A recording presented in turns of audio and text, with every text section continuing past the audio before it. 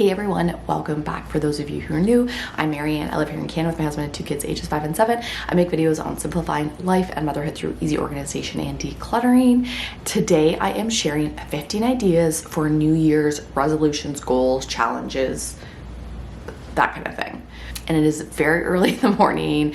I just woke up. Everyone else is still sleeping. I'm in my basement and I thought I would sneak in this video. And I thought the morning is a good time to chat about stuff like this because it's sort of like a time, especially for people who do get up before everyone else and they have a little time to themselves to kind of reflect and think about the future and their day and their year and that kind of thing. So I thought it would be fitting for me to record this super early, alone in a quiet space before the world wakes up. All of my ideas that I'm going to share with you are all obviously revolve around decluttering and having a simpler home and saving money and budgeting sort of things, all that kind of stuff that I normally talk about in my videos, and that's what all of these sort of relate to. I do want to say that I am 100% not an expert. I'm not a financial expert. These are simply ideas that I'm sharing of things that we have done in our family, or ideas that I would like to do in the future, or ideas I've heard other people do and that they have really enjoyed as well. So as always, I encourage you to do what works best for you and what speaks to you this year and at this point in your life. I'm also going to share what we are going to do for this coming year and what we did last year and how that all went. So let's do it. Idea number 1 are declutter challenges. So there are obviously a million declutter challenges, and obviously I love this idea.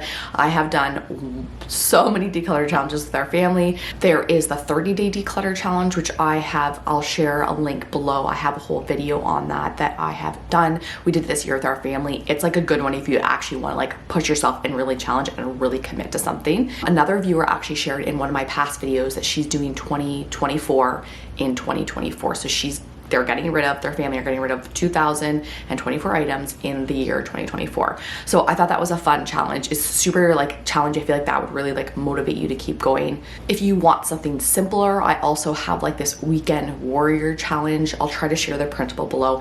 It's just something you would do in a weekend, and I think it's 30 items. So that's something maybe you're thinking, I'll do that once a month, one weekend a month for the entire year, or just one time. These challenges don't have to necessarily be a full year long. It could be something that you do for a month or 6 months, or something that you could technically be done by January 15th and move on with your life. So think about what will work for you and what you know yourself, you know what motivates you. So make sure you keep that in mind. For declutter challenges, the best part is you just make up the rules. You can do whatever you want. You don't necessarily have to have a number of items that you follow. It could be you go space by space, whatever works for you. My friend Melissa of Life with Less Mess, she's doing a declutter challenge. I think it starts January 1st. I will link that below, and it's online. I think you get emails every day or every week or something, and I think that's coming up soon. So if you like the idea of having accountability or in a guide to follow, that would be really good. She's super great and super knowledgeable, so I will link that below too if you want a little bit of extra motivation. But any declutter challenge you do, I almost guarantee whatever you get rid of, if your house is simpler, it will feel better and less stressful. I have never met a declutter challenge I don't like, so whatever you choose, it'll be great. Idea number 2 is a buy nothing month. I love buy nothing months. If you've never heard of it, it's basically you can come up with your own rules, but you go a month, so 30 days, and you don't buy anything except for what you have to buy. So you buy your groceries, you pay your mortgage, and you pay your bills, but you don't buy anything extra. So you don't get takeout, go for dinner, buy anything new. The reason I love this challenge is because I feel it totally resets your mentality and your spending habits. Sometimes you'll just you get used to being yeah, I want that, and just sort of buying things because you can and you want them, and so it sort of makes you pause and reminds you just be more of a bit of a slow shopper and slow consumption, so that you're being super mindful about what you're bringing into your house. I also love it because it naturally slows down what's coming into your house. So you have the whole 30 days. It's like a break. Honestly, it sounds like it's a struggle. I felt for ourselves, it felt like a nice break to not have to worry about what we're buying that month. Obviously, also number 3, it saves you money. So that's obviously a bonus. If you feel that would be a huge ask for you, a whole month would just be too much, you could do a week, you could do a weekend. If you're a really big spender and you're thinking, oh my gosh, even going a weekend without buying something would be hard for me, that is a good way to start. Like, any progress is progress. So don't like worry about what other people are doing. On the other side, if you want to go extreme, my ultimate goal is to do a buy nothing year. So where you buy nothing extra, obviously you pay your normal bills, but you don't buy anything extra for an entire year. I just think that that would be a bit of a struggle for me this year, but I do want to do it in the future. And that is like my ultimate goal. So if you've ever done it, share below. I would be super pumped to hear about it. There is a book I read where she did a whole year. I'll try to share it below too, which I loved. It's a very cool read if you're interested in that. So if you've never done a buy nothing month, it's one of my faves. Idea number 3 is a buy nothing brand new year.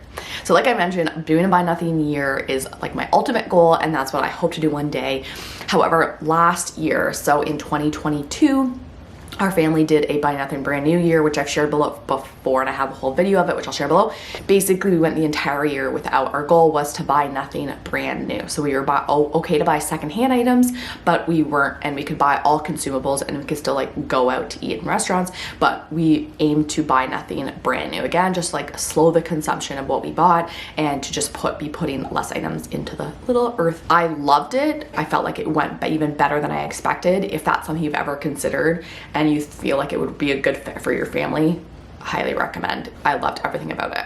Number 4 is to track your sales, or like have a sales goal of selling your old stuff. So say you're like getting rid of your items, and this is good for someone who actually loves to sell their old stuff. If you don't like to sell your stuff and you're just like, no way, I do not have time for that. I do not have the patience for everyone on Facebook Marketplace. I hear you, and do not choose this one. But if you are at a point where you're like, yes, I want to make extra cash, and 2, yes, I have the time and patience to deal with selling stuff online, this one is great. I obviously love it because A, you're making money, and B, you are getting items out of your house. We did this, we tracked it. This was probably like 2019 or 2020, and we tracked all of our sales. We did it just like kind of out of interest, really, to see how much we were getting, and I love doing it. We still track our sales, actually. We just jot them down out of interest, I guess, out of habit now because we've got so used to doing it. But if you're like in the early stages of decluttering, and or like if you're paying off debt or anything, this is such a good one. I loved it. It's so satisfying because you're like, I forget how much it was, but I feel like we've made over $1,000, maybe 2,000 one year, I can't remember, but we've made hundreds and hundreds of dollars. And we personally use all of our money to use for like extras, basically. So if we wanted to take the kids to the movies, we would use that little like stash of cash. Or if we wanted to get our driveway snow plowed one day during a big storm, we would use that money. So that's like all these extras that we didn't really budget for, but we really wanted, and we had this little extra kind of secret stash of cash, which I also love having. So if you're into selling stuff online, tracking your sales is satisfying, and it encourages you to let go of more, and I feel like it encourages you to be making more cash, which is always a bonus. On the other side of that is tracking garbage, which sounds so weird when I say it out loud, but a few years actually, we have tracked how much garbage we have created. So one year, like I feel like we only had like 7 bins the entire year, or 5 bins the entire year. Again, it's just something that makes you reflect and think, oh, like how much garbage are we putting in this world? Or wait, what are ways we can mitigate that? Or ways that we can like not have stuff come into our house that has to eventually end up in the garbage? And it just like puts these pieces together. And again, it's just something that's a good exercise to make you reflect, pause, and like think twice before things you're buying or consuming. So if you're really into like the environmental aspect, tracking your garbage is a really good one. Idea number 6 is to pay off debt. Paying off debt was probably how we sort of kickstarted my whole journey and like world of living with less and owning less and consuming less. So basically it changed our entire lives. We at the time had a big debt. I feel like it was like 80 grand or something, and it was really weighing on me and causing me so much stress without me even realizing it. And by paying that off, I'm not like, so many little things we've done have changed our lives, but paying off debt was probably like the biggest big thing that changed our lives. So if that's something that's on your radar right now, or you're in a position to start paying that off and focusing on that, I would highly recommend it. I sometimes can't even get into like deep talking about it because it has changed our lives so much. I get emotional about it because I'm just so passionate about it. Debt is something that really hangs on me, and it's something that really stresses me out. So again, you know yourself. So maybe if it doesn't bug you, carry on with life. But if it's something that's really eating away, or like you feel like subconsciously maybe it's really weighing you down and causing stress to your family, the piece that comes from having that paid off can't even describe it in words. So great. It took us, I think, 2 years to do it. So it was like really just our main focus for a couple of years when we first started. It was basically consumed our lives. And we did like little mini challenges, which I will share a few ideas of what we did. We did like the buy nothing month was huge. That really changed our spending habits, which really helped with paying off debt. And in terms of like how you do it, there are a million ways. Obviously, I will leave that info to the experts, but like the whole snowball, snowfall, whatever they call it. There's a million ways to do it, but my focus was just like getting it paid off any possible way I could. As much as I hated paying off our debt and like it was like 2 years of struggle, it really helped us refocus on what is important and what we like truly cared about. So as much as I wish obviously we didn't pay thousands of dollars in interest at the time, I'm honestly really grateful it happened, because so many life lessons in those terrible 2 years that we will hopefully never have to repeat again, and it's truly, truly worth it. Number 7 are doing monthly budget meetings. So like as a family or just with your partner, or even if you're on your own, just kind of forcing yourself once a month to sit down and like review your budget. How are things going? If you don't have a budget, that would be like step number 1 is creating a budget. I am doing a video coming up in the new year that is I'm gonna show you how we do our budget. It's very simple. It is not anything complex or over the top. If you love apps, use an app. In our family, I have been the one that sort of managed our money and finances. However, there were definitely moments where I felt like I was alone and I was struggling and I needed someone's advice. So that was another thing that happened when we started paying off our debt. I felt like I needed to know that, you know, Scott was on my side and like there to help, and that he could support me and would support me, and that I just sometimes needed a second opinion on things. Like it's a huge stress to have all the finances fall on one person, and if you are that person in your family, you know how that feels. And so having these monthly meetings, it kept me accountable, it kept him accountable. At that point, we joined our finances as well, which again is very personal and not for everyone, but it was huge for us. And having these monthly meetings, we just reviewed what we spending. We created goals together. We thought, you know, okay, next month, do we want to pay an extra $500 on our line of credit, or do we want to take the kids like to a hotel for the night or something? I also like that I could give him terrible jobs, like having to phone the cable company to get our bill down, things like that I like can't stand doing. We haven't done an official monthly meeting now for a while because our things are sort of automatic, and because we have these annual goals that we usually create every year. I will share what our financial goal was last year. Because we have these goals each year, we both kind of know like what our focus is and what we need to get to. If you get paid bi-weekly and you want to do a meeting twice a month, that's great too. When we started ours, I made them very official and we did it in the dining room, but we did have snacks, and Scott had beer. So that like encouraged him to attend our meetings and made them a little bit more doable, a little bit more exciting. So whatever you need to sit down and get to the computer and get to the table, I really suggest doing it. Number 8 is to cash flow some sort of like emergency fund or project or trip.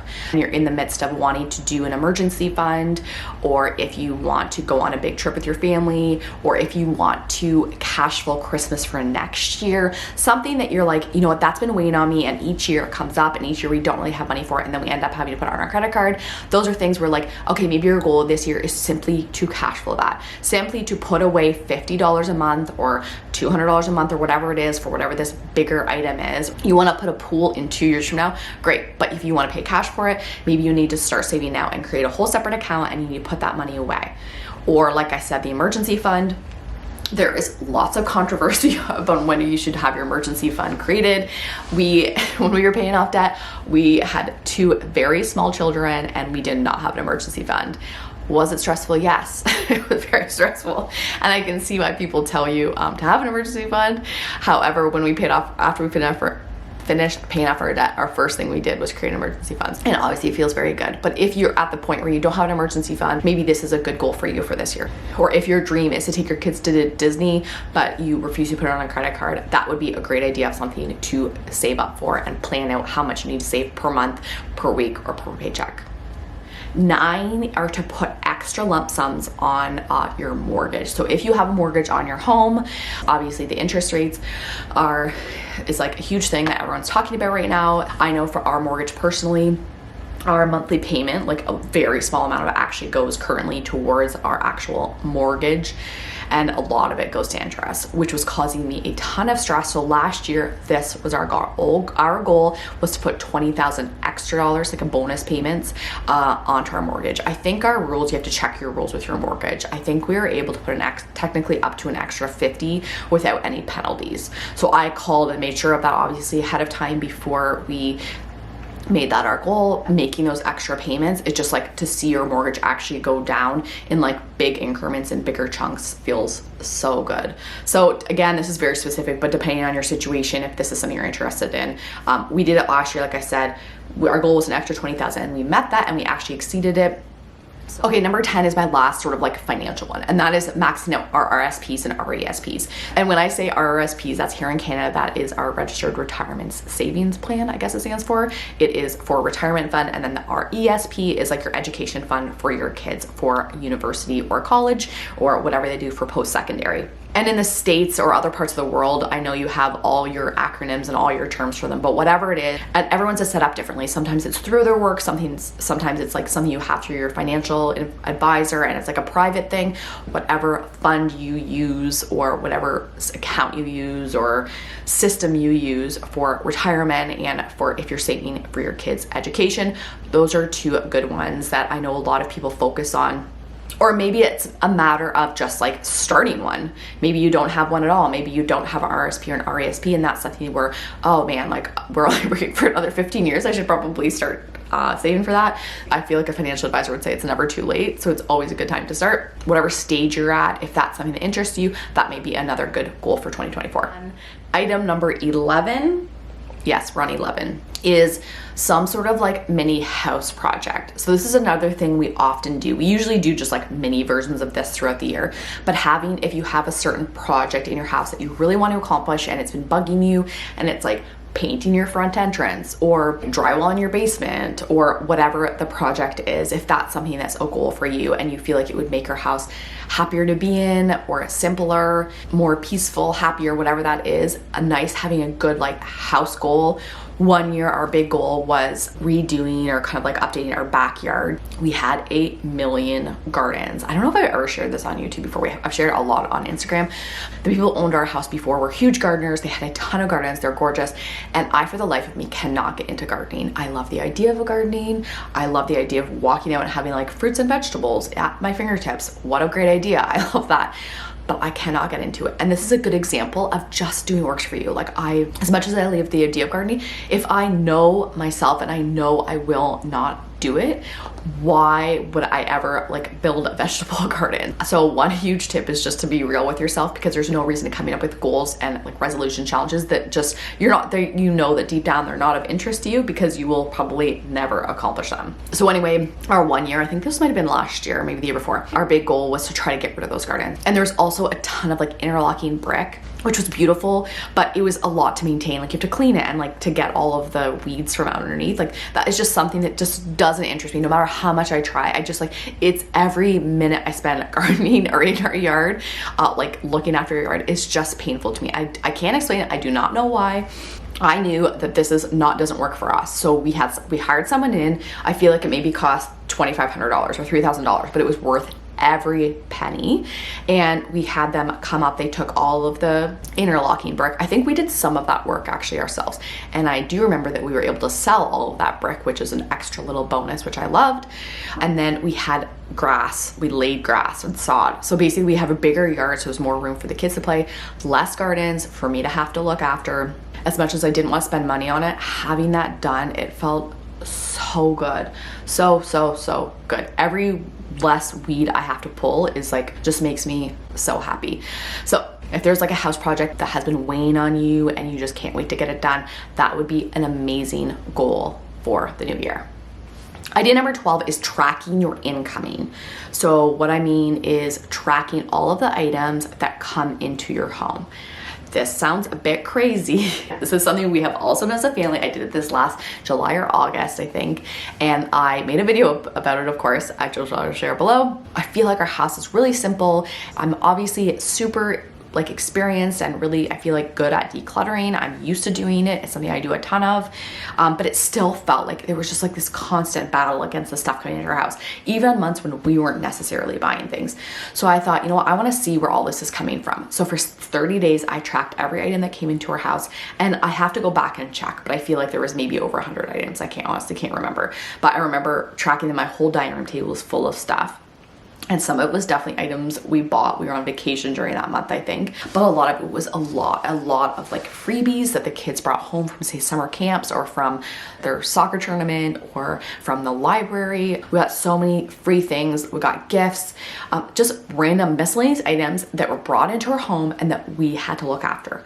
What I loved about this exercise is afterwards and forevermore, I have become very mindful about what's coming into our house. It was a good little exercise to think, oh man, like no wonder we feel like we're constantly fighting an uphill battle. Like if you think there's, say, even 50 items that come into your home every month, unless you're actually decluttering, tossing, or recycling 50 items every single month, you're always off balance. Like always have more and more coming in every month, every year. If you're really into decluttering and you really already feel like you love that and you've tackled it, but you want to see where the heck all this stuff is coming from, or potentially maybe this is where you want to get your family on board with decluttering and you want to show them, you guys, like this is where all this stuff is coming from, I think this is a really great exercise and I think it's definitely worthwhile. Number 13 is what I think we're gonna do for this year. Technically, our family has 2 goals for this year, or what we're planning to do. One that's sort of like a little exercise or like an activity, and then one that's our financial goal. We haven't confirmed our financial goal. It might be the extra mortgage payment again, might be like something extra for the kids' RRSPs, I'm not sure. So I'll keep you posted on that as the year goes on. But on the other side, we have an activity that we wanna do with the family, and that's something that I like that gets like Scott involved and the kids involved. And this year, I think we are doing 1,000 hours outside. Has anyone else done this? Do you have any tips? Or did you despise it? Tell me what you think. I got mixed reviews on Instagram. Most people loved it. Most people, even if they didn't meet the 1,000 hours, they still felt like it pushed them to be outside more. But then other people said that tracking, the actual activity of tracking, was very annoying and kind of like put a damper on basically your outside time, which was supposed to be kind of relaxed and chill. So I'm very interested to see how it goes for us. I'm not even committing to. I have printed off the sheet, the little printable, the tracker, which I think you're supposed to color in each section to get to 1,000. The other thing that I'm struggling with is I really do not like the cold weather. I'm not into winter. I don't enjoy any winter activities. So that might be a bit of a struggle here. However, I'm hoping that I can make up for it in like the spring, fall, summer weather. So stay tuned for that. I'll let you know how it goes. As a super random side note, part of the reason I was drawn to this one for this year is because we took the kids to get their eyes checked at the eye doctor this year for the first time. And she said like, everything's fine, totally fine. Technically don't have any issues. However, her main suggestion was to get them outside. That of all the things she just kept saying, the kids' eyes need to be outside. They need to not be in front of screens all the time. They need to get outside. It like stuck with me. You know how certain people things say to you and like, I just can't get that out of my mind.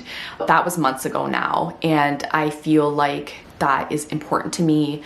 Obviously I want the kids to have healthy eyes, and that is part of, I think, why this challenge just kind of keeps coming back up in the back of my mind.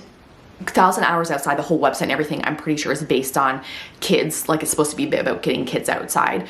But I'm also kind of interested myself because the kids are at recess during the week, obviously. So they're always having a little bit of outside time. I think they're outside technically 40 minutes total. I'm not sure. But also for myself, I'm interested to see how much I'm outside. So I was talking to Scott the other day, and we might do like a tracker for the kids, a tracker for me, and a tracker for Scott. Just out of curiosity, like our goal would be for the kids getting 1,000 hours, or a lot of hours in the day, especially like during the year when we're all at work and school that we're not together. So I want to see what each of us are doing, maybe to like push outside what we're used to doing. I myself, again, like I said, I'm in the winter. I really do struggle with like not getting outside, and it really, I feel like does impact my mood and how I'm feeling. So I'm thinking if maybe forcing myself to just do like 1 hour, like a walk in the evening or after work during those winter months to get outside will hopefully really help. If anyone else is doing 1,000 hours outside this year, let me know and we will struggle along together. Number 14 is to meal plan. If this is something you don't do, I highly suggest giving it a shot. How you meal plan I don't think it matters. I think there's lots of different ideas. I think there's ideas. I have meal planning videos. I have a system that works so good and so well for me. I think it is a very personal thing, and it's like based on your own habits. Do you do online shopping? Do you do in-person shopping? Do you live beside Costco? Do you live 3 hours from Costco? Do you have a family of 2? Do you have a family of 10? So that's obviously going to all have an impact on how you meal plan. But I would say any type of meal plan and like grocery list and routine for that is also such a good way of reducing stress, like making all your systems and your routines so much more efficient and saving money. My like tedious little tip for meal planning, if you haven't meal planned at all, or you feel like it's never worked for you, or you feel like it's too overwhelming, put meals on your list that are so easy. Like oftentimes we will have like hot dogs as one of our meals, our meal plan. It doesn't have to be a recipe each night. It doesn't have to be a big thing. Like it's just like frozen lasagna from the basement, leftover chili from the freezer. Like it doesn't have to be overly complicated. It just has to be what you have, what you want to have each night, and then you know what groceries you need to get. So you're not overbuying or buying random things that go bad and you have to throw out. You don't necessarily have to know what night of the week you're having each item. So say you're meal planning on a Saturday morning and you're going to meal plan for the week ahead, you just come up with 5 or 6 meals or whatever it is you're coming up with. You don't necessarily have to know, we're going to have this on Monday, we're going to have this on Tuesday, because life also changes. Like I do meal plan where I know like Monday to Friday what we're having, but I change it pretty much every week. There is at least like one night we have to like swap, or oh dang, I forgot we had baseball this night, so like I have to switch it. So it's something that doesn't need to be in the oven for a full hour. But once you have a plan, making small tweaks like that, so easy. As you can see, I'm like passionate about meal planning, and I feel like it's so helpful in so many ways. So whether maybe that's your goal for this year is to just create a meal plan and do it for the entire year, or maybe you meal plan weekly and you want to go to bi-weekly, or maybe you want to start meal planning monthly. Our family right at the moment meal plans 2 weeks at a time, which works for us. However, I have seen a lot of people who meal plan for a month, and that does intrigue me. I like the sound of only doing it once. Maybe that's something I might try this year. I might dabble in it, so we'll see about that. Or maybe your goal is just to meal plan just for the month of January. These don't have to be technically year-long goals or challenges. You're thinking just the first week of January. Start small, start with something, and hopefully that will kind of stick and give you a new little mindset and a new routine going forward. Idea number 15, my very last idea, is something I have personally never done. However, I know so many people have done it and they love it, and that is tracking your books, tracking what you read.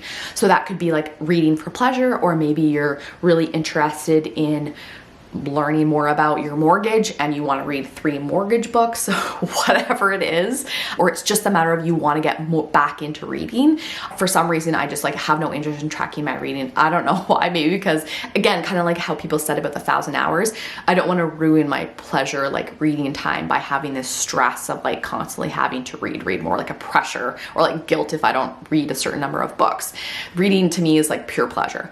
But I will say that this year, this is what I'm reading right now. You know when you're really into a book and you just like carry it everywhere with you throughout the house.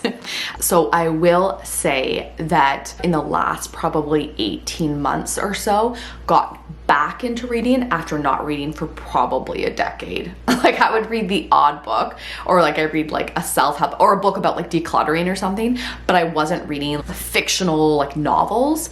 I was busy at work. It was a chaotic time. I had 2 kids. I got married. Like it was just not a priority during that time, and that's fine.